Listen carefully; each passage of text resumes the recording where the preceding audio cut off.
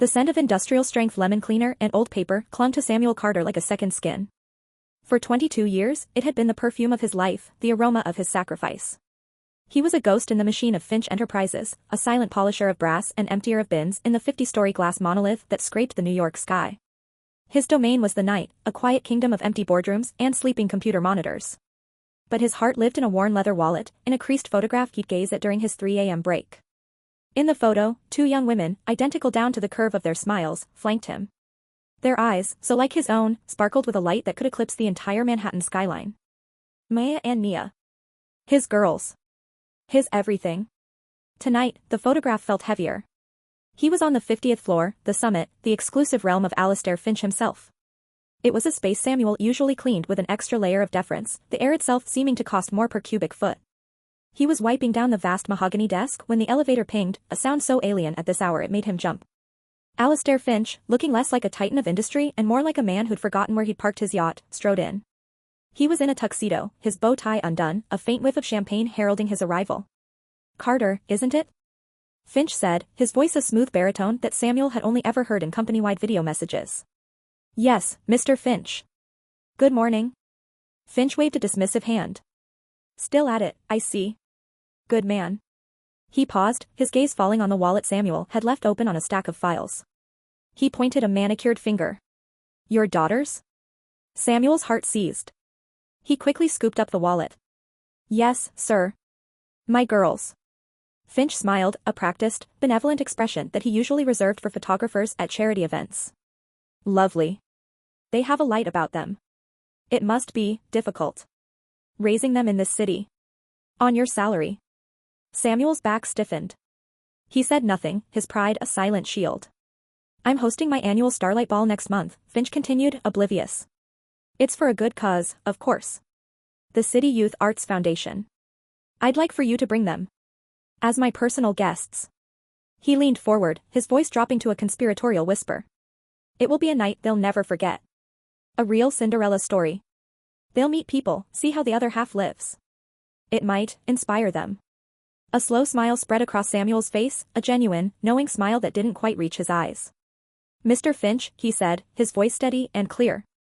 "They would be honored." He said what? Maya's voice crackled over the phone, sharp and indignant.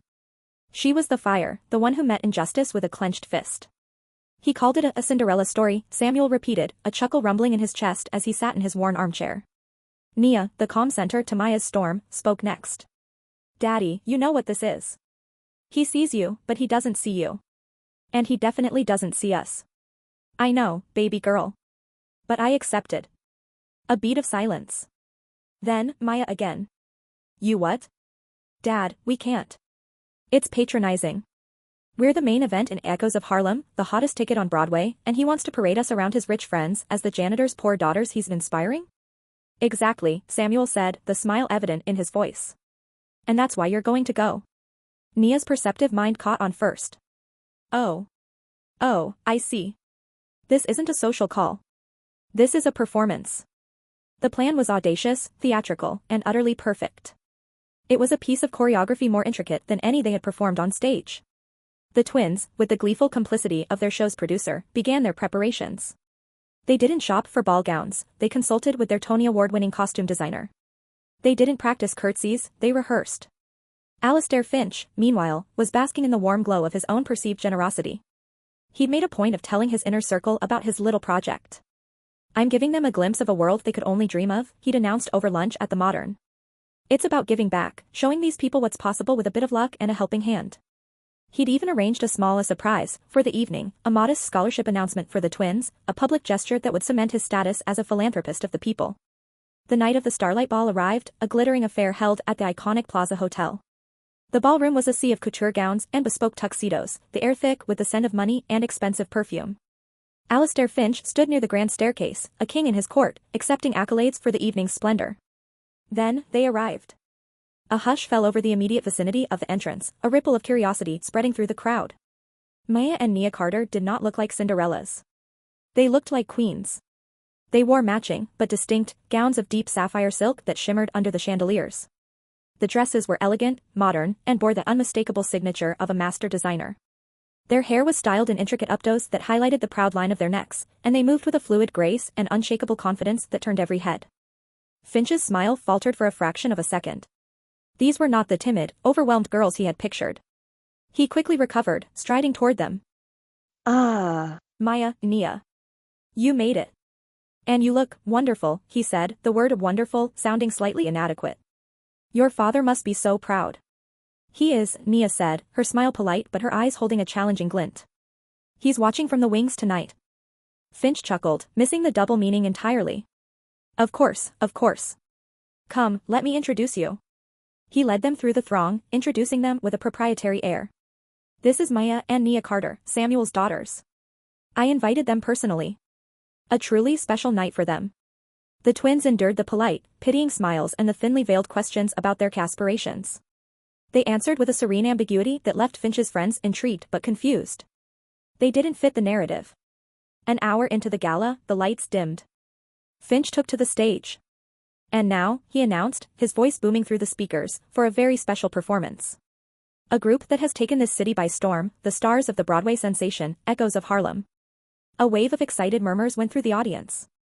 This was a major coup for the gala. The show was sold out for months. The stage remained dark. A single, haunting piano chord echoed through the ballroom. Then another.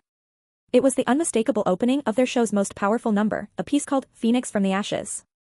A single spotlight hit center stage. It revealed two figures, their backs to the audience. The sapphire silk of their gowns was gone, replaced by the fiery red and gold costumes of their characters. As they turned, a collective gasp swept through the room. It was Maya and Nia. The music swelled, and the twins began to dance. The final note hung in the air, vibrating with an almost physical intensity. For a moment, there was absolute silence. Then, the ballroom erupted. The applause was not polite, it was a thunderous, visceral roar of appreciation that shook the crystal chandeliers. People were on their feet, shouting brava. In the center of it all, Maya and Nia stood, chests heaving, sweat glistening on their brows, holding hands and bowing with the practiced elegance of seasoned professionals. And on the side of the stage, just out of the main lights, a man in a simple, well-pressed suit stood with tears streaming down his face. Samuel Carter was not a ghost tonight. He was the father of stars. The aftermath was a blur of champagne flutes and breathless praise. The city's elite, who had offered the twins polite smiles hours earlier, now crowded around them, desperate for a moment of their time. The twins handled it all with the same grace they had shown on stage, deflecting, smiling, and always remaining a united front. Finally, they sought out Alistair Finch. He was standing alone by a window, looking out at the city that was so unequivocally his, yet tonight felt alien. He looked smaller, the billionaire bravado stripped away, leaving a man humbled and profoundly embarrassed. Mr. Finch, Nia said softly. He turned, his face a mask of complex emotions. I had no idea. We know, Maya said, her tone not accusatory, but factual. You saw our father's uniform, and you wrote our entire story. You didn't think to ask what was inside the book. My father has worked in this building for 22 years, Nia continued, her voice gentle but firm. He has cleaned your office, emptied your trash, and remained invisible to you. But his worth, and ours, was never defined by his job. It was defined by his love, his integrity, and the dreams he nurtured in us every single day. Finch looked from one sister to the other, truly seeing them for the first time. He saw not just the Broadway stars, but the intelligence, the dignity, the fire inherited from the man he had so casually overlooked. I was arrogant, Finch said, the admission costing him dearly. And I was wrong. What you did tonight, it was a masterpiece. Both on and off the stage. Just then, Samuel Carter walked over, his simple suit looking more regal than any tuxedo in the room. He placed a hand on each of his daughter's shoulders. Finch met his gaze. The power dynamic between them had irrevocably shifted. Samuel, he began, his voice thick with sincerity. Your daughters are magnificent. Samuel smiled, a full, genuine smile this time. I know, he said. I've known it all their lives. There were no more apologies needed. The performance had said it all. The following week, the City Youth Arts Foundation received an anonymous donation of $5 million. It was accompanied by a simple note, to help ensure no star is ever overlooked. Alistair Finch had begun to learn that true philanthropy wasn't about performative charity, it was about creating genuine opportunity and, most importantly, about seeing the person, not the uniform.